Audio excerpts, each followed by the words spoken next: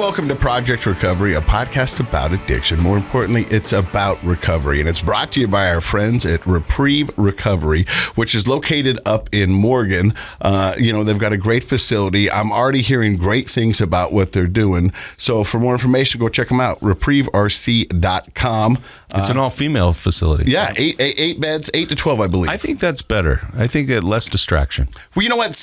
Okay, so the one I went to was a co-ed. Yeah. And I understand it because I think sometimes, depending on your addiction and your trauma, that might be a safer space. But I also think that we live in a world that's co-ed. So you've got to figure out a way to coexist. So it just depends on your level of need and what you feel comfortable with. And so I can see the positives and the negatives in both. Well said. Dr. Matt, was interesting. What's that? You walked in. Yeah. You did what you normally do. You introduced yourself to the guests. Yeah. You went to the lovely Tia, who we're going to hear from in just a bit. Yep. And then you shook Riley's hand. I shook Tia's hand. I know, but you shook Riley's hand. Yeah. Do you not remember meeting Riley? I did. He said, I'm Riley. And I said, hey. Do you know Riley has been a guest on this podcast before? But here's the deal. I thought you looked familiar, but here's the deal. I didn't recognize him either. I ran into him at the gym yesterday morning. Oh, geez. And he came up and introduced himself. And I didn't recognize him either? Well, then I saw him. I was like, oh, my gosh, that's Riley. Let me put this visual in your head. There once was a menacing man who walked around Ogden who had knives hanging from ropes. Oh, you don't Riley. look the same. Yeah. You don't look the same. Lost some weight. Yes, you've lost a lot of weight. Yeah. You did look familiar, though. Yeah. And we're from Morgan, right? So. Yeah, exactly. Oh my gosh, right. I'm embarrassed. I'm sorry. No, don't be embarrassed because I was taken back too, and I was like, holy cow, Riley, let's get you in on the podcast, and let's talk about the wonderful things you were doing. You set me up. I did. And right before you came in, I go, this is what we're going to do. And then you came in and you introduced yourself to Riley, and he looked at me, he's like, we got him. And I was like, yeah, we got him. So Riley, what have you been up to, my man? That's a good joke. I like it. Since the last time I've been here? Yeah. Oh, I moved to California and went to Clear Lake, and I became a registered substance abuse counselor out there for guys paroling from San Quentin prison and whatnot, and then stayed there for about a year, and then I came back and I got my job back at Weber Human Services and started my own nonprofit called the Godfather Foundation, and I became the president of the Alano Club in Ogden, and we're changing lives and making a difference on a daily basis. And so when you talked to me yesterday about the Alano Club, I know a little bit about it, but not a lot. And I know that we went to an Alano meeting while I was in recovery or in treatment myself. And for those who don't know, what is the Alano Club? The Alano Club's a place that you can come in recovery and have a safe place to go. You can come and you can get food. We have a little diner inside it. We have meetings throughout the day there. All meetings. Yeah, and you have to pay, right? Well, to be a member, it's $12 a month to be a member. Mm-hmm. But we also wanted to be open for the newcomer to come in and see what recovery looks like, and then they hopefully become a member and can hang out and be a part of what it looks like to be in recovery. So, well, we've often said on this podcast, the opposite of addiction isn't abstinence. The opposite of addiction is what, Dr. Matt? Connection. And when you find a place like the Alano Club where you can make those connections, you can find your community, and you can find like-minded individuals who are battling some of the similar but different things that you are, it's a safe place to come. And you guys do something that's interesting, and I found out about this off air. It's called a marathon meeting. For those who don't know, what is a marathon meeting?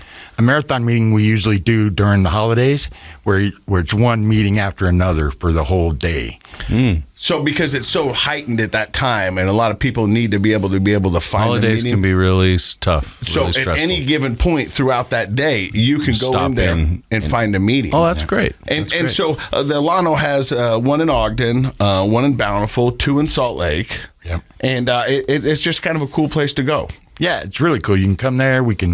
We have a fund there that we call Turn the Page, that if you can't afford your breakfast or your dinner, we donate to that, and we can help somebody that's freshly new and off the streets to get them breakfast or dinner, and they can sit down at a meeting. We do a morning meeting at 7 a.m. every morning, and big book study, and we just talk recovery. It's interesting you bring up the big book because you said there's kind of a tie-in with the big book and Alano, although it doesn't specifically mention the Alano Club. Right. You're understanding that this is what it is.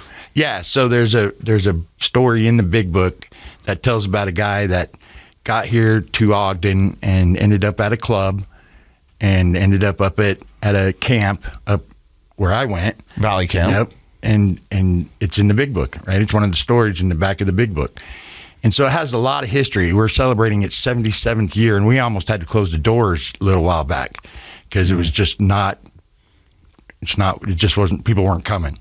So I took over, Tia and I took over, and we opened up the diner till 8 o'clock at night. We started, because I'm kind of a chef, and I started doing dinner specials every night, and we started doing breakfast specials, and we started doing prime rib dinners, and it's blowing up now. We have all kinds of different groups to come and do their so you got the Sober Riders motorcycle group. Yep. Sober Riders come and do their stuff there sometimes. We got SJS that comes and does their fundraising there. We do fundraising for the Godfather Foundation. We do like yard sales once a week or a couple times a month, really. But so let me ask you this: how long have you been sober now?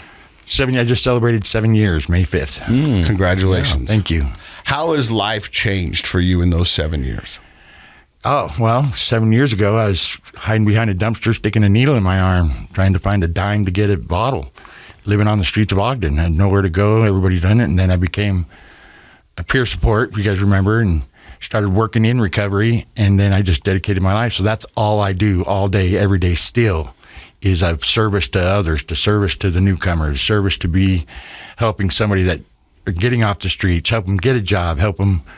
And that's what the Godfather Foundation is to help people to, when they get a job and they start paying their child support, and it's so hard to pay your bills sometimes and pay your child support, and it's just, we want to be able to step in and help you not pay your child support, but help you meet your needs. Which is amazing to see how far you've come. Because if I remember anything from your story, one of the things I remember the most was you making shoes out of old couch cushions. Was that correct? Or was it shoes? What were you making your shoes out of?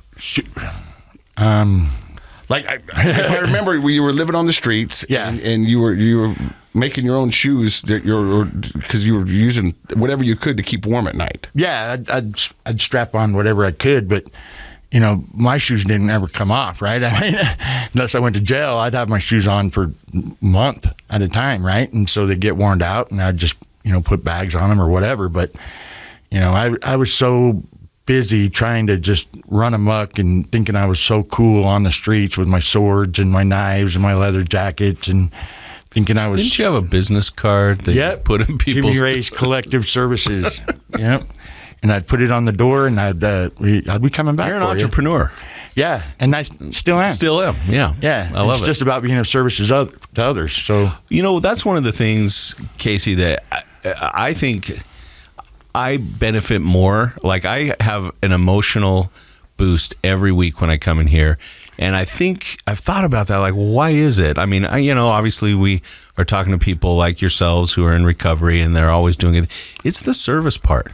Like, being around people that have dedicated their new life, their sober life to service, it's unbelievable. And the rest of the world doesn't think about service all the time, but people in recovery, I think, are doing service every day. And it is just so great. Somebody once said on the podcast, I can't remember who it was, but they said, if I worry about somebody else, I can't worry about myself. Yep. How true is that? And so if I make that the focus of my day-to-day actions, then I don't have any time to play the victim and feel bad for myself. If I'm out there helping others, then, karma's huge in the recovery world. Definitely. And so if you put it out there, it'll come back to you. Yeah, I love that. Well, if you do the next right thing, the next right thing's going to do you.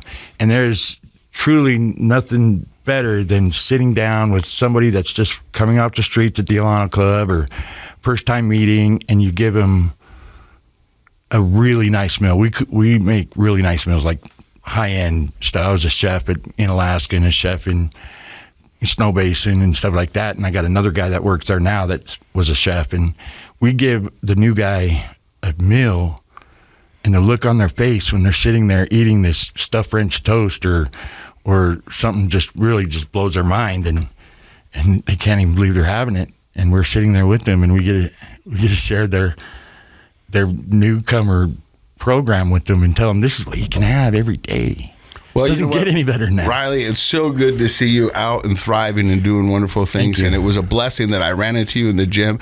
And I'm so thankful that you're willing to come in again today. And I can't wait to hear Tia's story. What if, just back to the Godfather Foundation, what if somebody out there listening wants to donate to that or help with that? How would they do Well, that? we're working on that right now. I do have a letter and the bank account and everything, so you can just donate it through that. I got the website up finally, and it's been, I'm a recovering addict, so I don't really know what I'm doing when it comes to it, but it is legal. You know what I mean? Which was really cool because I found out what 501c3 means. Well, I'll tell you what. But it is legal. Most adults don't know what they're doing. And as long as it's legal, they're going to be fine. Right. So what's that website so people can find it? GodfatherFoundation.com. Perfect. I love it. Making an offer you can't refuse. Stick around. More fun for Project Recovery on the way, and it's Tia's story next. Hey, welcome back to Project Recovery. I'm Casey Scott. That's Dr. Matt Woolley. Also, the podcast brought to you by our friends at Big O Tires. Yeah, get your tires there. Hey, it's a good time to do it. I actually got new tires for my pickup truck. We talked about that. Did you? I went down there to the Big O in Bountiful. And they said, hey, Dr. Matt. No. They didn't know who I was. Kind of like you didn't know Riley. Right. It was a little bit like that, except for they'd never met me before. Oh, yeah. Hey, well, I'm introducing you to this person for the first time. This is Tia Zangraft. Oh, I recognize her. She was on the show. Yeah, you met her earlier. Yeah. Oh, that's right. She's in the other chair. Yeah. Tia, how old are you? I am 34. How long have you been sober? I just got 2 years, June 22nd. Congratulations. That's awesome. Thank you. And we heard another saying while the mics were off, and it was, if you're scared, do it scared. That's what we're trying to do here. And so when you first found out you were going to come on the podcast, it was a little scary. Mm-hmm. What part of it's scary for you? I guess just putting myself out there and putting my story out there for everybody to see. So you ready? We're going to do it. So where does the story of Tia begin? At the very beginning. Sure. I think, you know what, maybe people will find this interesting. We always feel like it's important to find out where you came from and where you started so people can get a better idea of your childhood and maybe things that shaped or things that people can relate to. So yeah, let's start at the beginning. Definitely. So I grew up in Ogden, Utah. I've been there my whole life. I come from a long line of drug addicts, alcoholics. My family's very small. But growing up, we always, my mom was in her addiction and was using all the time. And so it was just pretty much me and my brother. Now, I want to stop you there because, I come from a long line of addicts and alcoholics. Mm-hmm. At what age do you think you realized that your parents were different than other parents? Well, at 8 years old, I wrote in my journal that I thought my mom sold drugs and my uncle had found it. So pretty young. And so what was your childhood? You said a lot of times it was just you and your brother. Did you feel like it was just you and your brother against the world? Well, I felt like it was me against the world. My brother is Down syndrome, and so any attention that we did get, I felt like it was all for him. Mm-hmm. I felt like he was the favorite and the one that was most loved, and so that really, it affected me in a lot of ways, especially as I got older. So with a parent who's using and a brother with special needs, that might have been a lonely way to grow up. It felt like it. I had a neighbor that had a couple of kids, and, so every other weekend I get to go and hang out with them. But for the most part, I guess I remember sitting at my mom's bedroom door, knocking on it, waiting for her to come out. Oh. And so at 8, you scribble in your journal that I think my mom's a drug dealer. Mm-hmm. And was there a conversation had after that? My uncle absolutely ripped into me, and my mom bought me this really big stuffed animal, and I named him Lovables. I still have the thing too. And she sat down and kind of talked to me a little bit about it, but that's about as far as I remember into that. Well, first of all, what's your uncle doing reading your journal? Right? I want to know what's going on there. Did you understand what that meant, do you think? Like, did you feel like Like, do you remember the feeling around thinking my mom's selling drugs? Or is it something that you just regurgitated? Because I remember when my son was probably a little younger than 8, he said, my dad's a drunk. And I know drunk wasn't in his vocabulary. So I knew that he was saying what somebody else had said. You know what I mean? And so I remember, and it broke my heart. And I had to sit down and talk to him. And I go, hey, do you know what this means? You know, and kind of, you know, not defend myself, but, you know, kind of walk him through where I'm at and where we are and where we're going. But I knew that that wasn't in his vocabulary. Right, and that probably is what would make the most sense is somebody had said it and I kind of just figured it out, you know. But I knew it was bad. I knew it was wrong. So do you remember the first time that you tried drugs and alcohol? So the first time I tried alcohol, I was in foster care for my second time, and we were at family reunion for their family, and we snuck in the back and stole a bunch of wine and went and got drunk. And what age were you? I was 12, I believe. Foster care 2 different times. Can you tell us how you ended up in foster care? So the first time I was younger, and my mom needed some help, and so she took us to DCFS. And then the second time was for the drug use and some people that had been around that shouldn't have been. Okay. And so at 12, you guys do what, I not a lot, but some kids do, are inquisitive about alcohol, sneak in the back door, try some wine. Yeah. Now, the thing that I'm interested in is we've had a lot of people who have sat in that chair where you're sitting right there and kind of described the feeling the first time they tried drugs or alcohol. Do you remember a feeling change in the body? Not at that time. When I was 14, the first time I smoked weed, I absolutely remember it that time, and I loved that out of control feeling.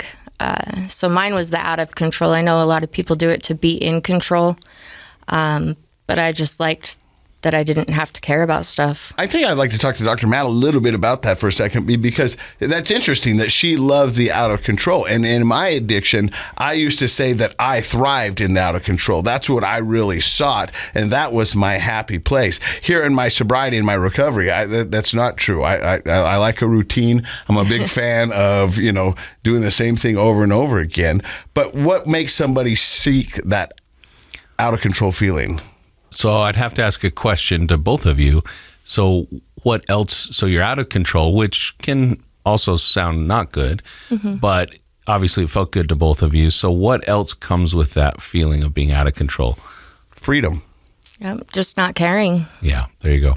And so I think a lot of times people who, when they're not drinking or using in any way, they maybe have a lot of anxious thoughts. They have a lot of stressful thoughts. They feel controlled by the situation or things around them, or by, you know, just their emotions. And then when you feel out of control, it's sort of a freedom. It's a release of all that pressure from either you put on yourself or society or family situations. And it's like you said, I just don't have to care. I feel free. And I think for you, Casey, like in your job, how did that feeling, you know, how did it work for you? I know we say things work till they don't, but like, It gave me notoriety. It gave me accolades, and it was almost appreciated. I feel like it was kind of expected, and sort of magnifying the qualities you already had. Like it was a little bit easier to just be your fun self. It gave me the license to try things that I felt inside me. You know, does that make sense? Yeah, like, I mean, it kind of takes the governor off your behavior. Yeah, right? You know what I mean? And then I could start to hone those things that people liked and disliked, and be able to figure out where I wanted to take it. Yeah, up until they tossed you out. Yeah. And they did toss me out multiple times. No, I know. And that's the thing that's the deception of that experience is, you know, when you're first drinking for the night or first using for the night and you're just barely into it, it does feel like, oh, I can shed all this control. I feel out of control. I feel free. I can be my real self or try fun things. And then as the night goes on, it turns. You know, it's interesting you say that, because there's a large portion of the state of Utah that have fun drinking stories with Casey Scott. Yeah. But there's also a large portion of Utahns who have had a miserable drinking experience with Casey Scott, who, even if you just brought up my name, they would be like, that guy. And And I think you've mentioned on the show, or to me at least, that there are so many great people who've been forgiving of you, now that, but there's still some that aren't. And that's okay. Yeah, and it is. I know you're truly okay with that. Yeah, it's like, I can't change your mind. Their experience probably was pretty bad. Yeah. Pretty negative. So at 14, you tried marijuana and you said you really, really liked it. Oh, yeah, definitely. And pretty much it was on from there. When you say it was on from there, what does that mean? Because for those who listen to this podcast, a lot of them aren't addicts in active addiction. It's loved ones of addicts. And so when it's on, does that mean you're now searching for anything that's going to give you the same kind of feeling? Yeah, I believe so. I definitely started drinking and the weed started and, and that was an every weekend thing. And for a long time, I just thought I drank socially. It was just with friends, and it was just this. And then it goes back to what Dr. Matt said. Oh, go ahead. It goes back to what you said. It works until it doesn't work. Yeah. You can keep those demons at a bay, but then slowly the window starts to get closer and closer. Exactly. Was it hard to find weed when you were 14? No. Yeah. Nope, everybody had it. And that was 20 years ago, and it's even more so today. Oh, yeah, definitely more so today. And so you're drinking on the weekends. Are you still with your foster parents, or are you back home? No, so my mom did get custody of me and my brother back. And I was miserable. I hated her and I was angry. And, so at 15, I had taken about 60 Tylenol. I ended up, trying to hurt myself and got done with that. And a month later, I was pregnant with my first daughter. At what age? At 15. I had her at 16. And 2 months after she was born, she had passed away. Oh. So I was a child trying to raise a child, bearing a child, right? And so... Oh, my goodness. And losing a child. And can you talk about what caused her to pass away? It was SIDS. Okay, yeah. Yeah. Oh, I'm sorry for your loss. That's a hard thing for even a mature, well-supported adult to manage. Right. Did you get any help with your grief? No. Nope. Pretty much just started using cocaine and starting to do the party thing again, ecstasy and meth. And so it just kind of started, started it more, So by the time you were 16... you had gotten pregnant, had a suicide attempt, gotten pregnant, lost a child, and were now doing pretty much all the hard drugs that you could find. Yeah. Yep. Pretty much. That's a lot for anybody, especially somebody at a young age of 16. Yeah. And so, I'm not a psychiatrist or a therapist, but it sounds like it escalated your use. Definitely. And was that... you trying to escape or numb or run from the pain, or was there a thought process that went into it? I definitely just wanted it to go away. That pain obviously it's not something that's ever going to go away, but for many years I had blamed myself. And I ran with it, I didn't want to feel it. I wanted it to go away. Just anything to help. It's interesting, Matt, because for an addict, and I can speak because I am one, a lot of times what addicts are looking for is an excuse or a free pass. And I'm not saying that's what that is, but you know what I mean? It's like, hey, this has happened to me. So what did you think I was going to do? Mm-hmm. You know what I mean? I didn't have any counseling. I didn't have any of the tools. Human beings are good at justifying our behaviors, right? And, that's some real trauma that you're describing. Trauma starting in, even if your household wasn't super functional, being taken to foster care is traumatic. And like you said, you were angry at your mom, and you probably had some pretty conflictual feelings about, she's my mom, I love her. She's my mom, I hate her, and that kind of trauma from foster care, from the child, losing the child, that's a lot to try to manage, even with a lot of support. But on your own, at 16, I had a hard time getting up and going to school on time. And that was about all I had to worry about. And, there's so many young people out there with real trauma, big T trauma in their lives. And it makes sense that we would want to escape that. Any person wouldn't want to feel those feelings. So I think it's probably a desperate need to feel better. Yeah. And then after a while, once an addiction kicks in, it might also be a rock solid reason or excuse to continue, because she can sit here, Casey, and honestly say to Matt Woolley, you don't know what I've been through. And the answer is absolutely, I do not. So, Tia, how long are you running and gunning for? So I ended up pregnant again, right? Not even a year later. And I got through that pregnancy, and I did really well for the first 2 months. And then as soon as that my second daughter hit 2 months, I started getting high. And I did that for about another year. I was just doing meth and drinking and partying. And then when she was about 10 months old, I started doing heroin. And that lasted about 3 weeks, and she was taken away from me because I couldn't wake up to her crying. So she went into foster care herself. Luckily, I had family that was able to take her. And that was the first time I went to the women's retreat. I was able to get into family drug court, and I jumped through all the hoops and did all the things that they asked. But I was still drinking on the weekends because I wasn't an alcoholic, right? So let me ask you, because you say, I did all the things they asked. I jumped through all the hoops. Mm-hmm. Did you go into it with the mindset that I've just got to get through this, or I want to change? Does that make sense? Oh, I just wanted to get through it. I had no desire to change anything, really. I just wanted to get my kid back and show face and make it look pretty. And, the day I graduated, I was getting high again. So the day you graduate, you're getting high again. How old are you by this time? I was 21. And how long did you keep that going for? I went on for another 4 years. And crappy relationship after crappy relationship, right? And ended up pregnant with my third daughter.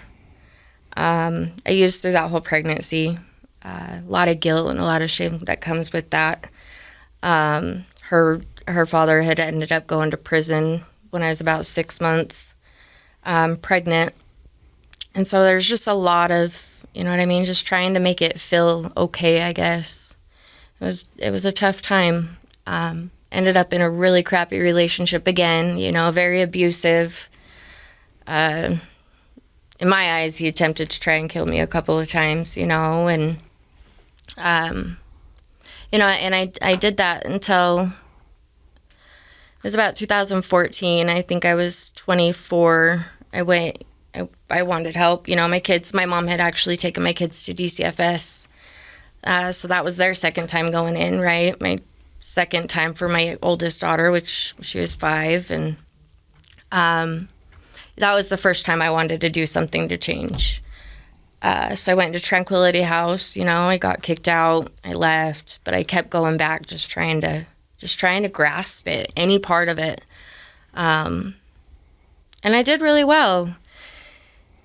But I still didn't have that belief that I was an alcoholic. I thought I could drink. I thought I could drink. I could do it on the weekends. I could do it socially. I never did it by myself. Like all these excuses that we make, Mm-hmm. So you kept the hard drugs away. Yep, I kept them away for about 7 years. And in that 7 years, did you have some success? Did you get your kids back? And life seemed pretty good? Yeah, I got my kids back. We got back into a place. I was working and things seemed all right. But I was drinking on the weekends and partying, of course, and, just doing really stupid stuff, jumping out of cars, going 70 miles an hour, walking into people's houses and just sitting down while I'm drunk and just putting myself in some very, very unsafe situations. Sure. And so then how does that end? That ended with a needle in my arm. I got drunk and wanted I went back to my kids' dad, and I wanted him to love me, right? He's getting high, and I wanted him to love me, and I thought that would be the best way to do it. And that didn't end so well. It ended up great. Here we are. So walk me through that. Did you have a rock bottom? I mean, because I'm listening to your story, Tia, and you're a beautiful young lady, and you've lived a life that, like Dr. Matt says, I can't even understand. But what's great is that you're here today to tell your story. But where did it turn around for you? So we did that for about 3 years.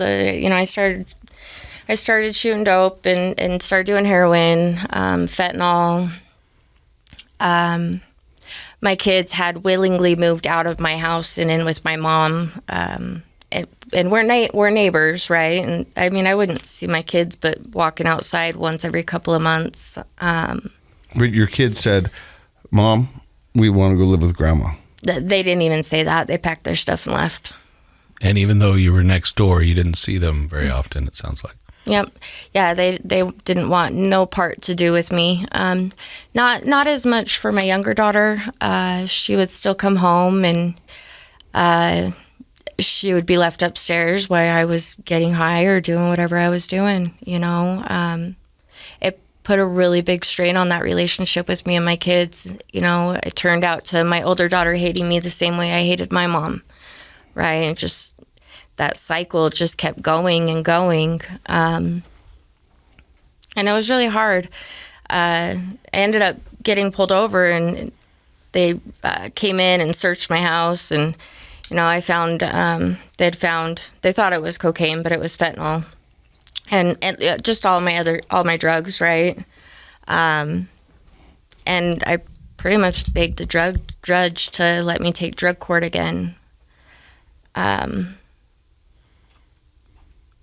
Still not. I mean, I had that desire, that desperation was definitely there, but I didn't think that it would be possible for me.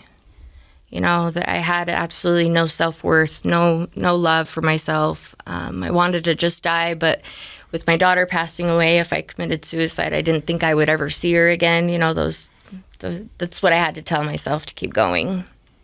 And I did the drug court thing and got high, and I forced my kids to come home, and they said that I was going to go to jail again. And right then I was like, I can't. I just got them both home. Like, I will do whatever you want. And that's what I did. I did whatever they asked. I got myself involved. I would go to the Alano Club every morning and talk to the old timers there and get their advice and suggestions, and whatever the hell it took, I was going to do. And so that's how you got sober, was drug court, the Alano Club, and just doing whatever you needed to do. Yeah. Whatever they said, I was willing to try it, because my way wasn't working. And I didn't have any idea how to make it work, Throughout this time, my mom did go into recovery herself, and so I watched her kind of do it. And I had been around the Alano Club since I was like 11. So I knew the avenues, and I knew, but you couldn't convince me that I was like you.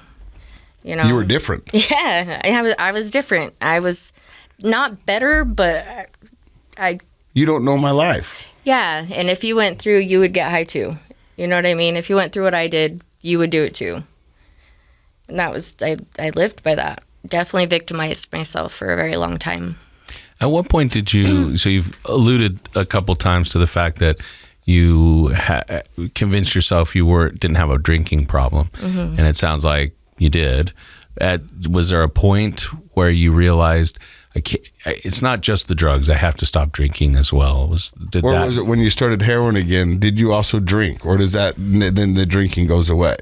Yeah, when I started doing meth again, I mean, I would drink here and there, but it pretty much went away for the most part, And that was how I realized that I am an alcoholic, not only with all the crazy stuff that I would do and the things I would do to myself or other people, but because eventually it still led me down the same road I was trying to stay away from, right? It led me back to any drugs, actually. So when you were talking about those years where you just drank, one of the thoughts that came to my mind was that, marijuana has been labeled as a gateway drug, but the reality is everybody has their own gateway something, right? And often it is another substance like marijuana or alcohol or pills. It could also be food. It can also be behaviors.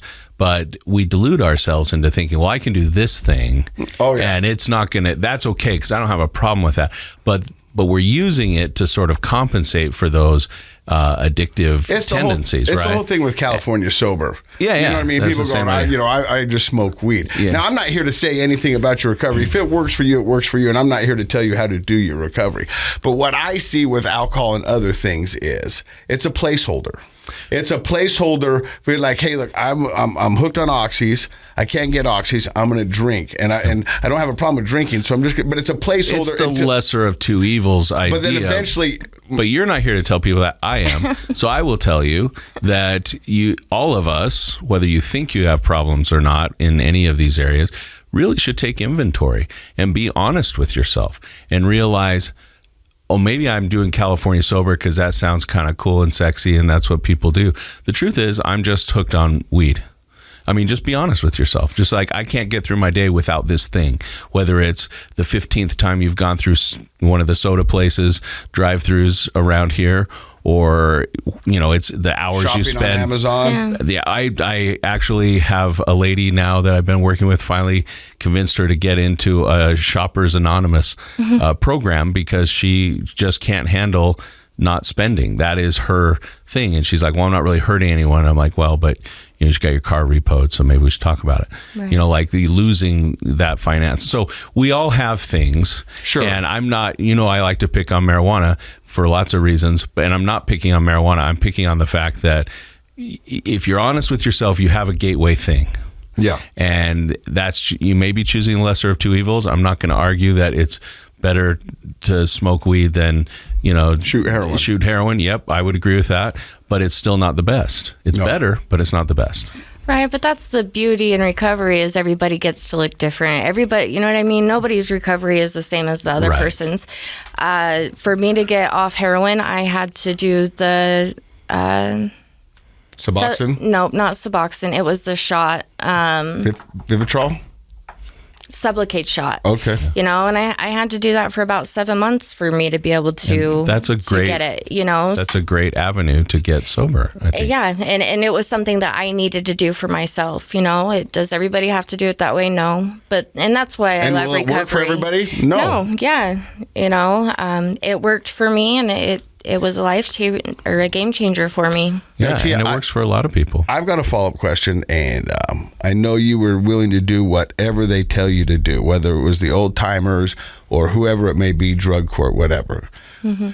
We've already established that you've had some big trauma in your life. Have you sat down and talked with a therapist or worked through some of that stuff? Definitely. I've been in and out of therapy my whole life for sexual abuse, teen stuff. You know what I mean? I've been in and out of therapy my whole life. But this time when I was in drug court, I really focused on myself, my self-worth, loving myself, just learning what boundaries are and how to set them, what I'm willing to give and take, because if you gave me the right attention and told me you loved me, then I would do whatever it took to keep you there. I just want to feel love, like most people do. But I would kill myself to love you, and I didn't know how to do that properly. Self-love and self-worth is so important. I remember staring in the mirror and the mirror looking back and going, how could you love this guy? Yeah. You know what I mean? After all the things that he's done and this, and how can this guy be worth it? But to find that and realize that there is beauty in there and there is worth.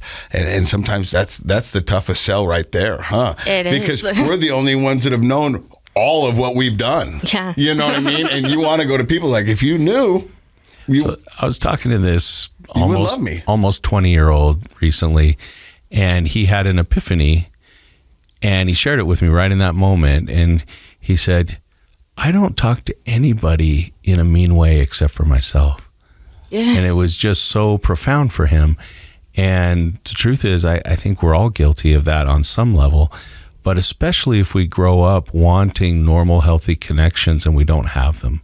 Right. And as I think about your story, I think I'm so glad that you're working on some of those things now you're in therapy, not just now that you're sober and you're in recovery, but really working on catching up on your psychological and personal development, because you missed out on a lot of those normal, healthy, psychologically developmental milestones, and we don't think of that very often. We just think about physical developmental milestones, your mom marks your height on the wall or whatever it is, did you go to the doctor? And, but the psychological, emotional, interpersonal things that we learn when we're children and teenagers set us up for healthy relationships as adults. And if we never really got to have that, then you're right. You're searching for love and connection, and you're blind. You don't know how to get it. And so we do things that seem helpful in the moment, but are often self-destructive. Definitely. And I think a way for me to kind of see that now is, if it's not something that I would want somebody to do to my kids, then why would I want it to be something that's done to me? Yeah. And so if I can't necessarily figure out if it's the right thing, or you know what I mean, that's the question I asked myself. Different perspective, right? Yeah. So how are things with your kids? They are absolutely amazing. I have a very open and honest relationship with both of my kids. The relationship I have with my older daughter has just come so very far. I've always been close with my youngest, and they weren't near as strained as they were with my older one. She comes to me with issues. She comes to me when we're having a problem. She's willing to open up, and even that relationship that I had with my mom, my mom's one of my best friends. When I got the call to come do the show yesterday, she was the first person I called, and I was like, Mom, I need you, because this isn't something I would normally do. And she's like, honey, your experience, strength, and hope, and you have something to give, and it's just, it's amazing. I am so grateful that I was able to kind of grasp onto this, and whatever today brings, I'm willing to work through it, at least for today. I think your story is amazing and inspiring, and I think what you have gone through is terrible yet amazing. To see you walk through the fire and come out the other side is just a testament to the strength of recovery and what can happen. How does your life look today? Simple. and a lot of love and support. I get up, and I'm the treasurer of the Alano Club, so I have somebody else trusting me with their money, which baffles me in itself. I get up every morning and I go to the Alano Club, and I do whatever paperwork I have, and I sit with my old timers every morning still. And I'm there if somebody needs something, and I go to work to my paying job, and then I go home and make dinner and spend time with my kids, and I'm happy today, and I never thought I'd be able to say that and honestly mean it. And I really think that you're breaking the cycle. I really hope so. And if not, then I'm at least teaching them that there is another way. That's exactly what I was thinking.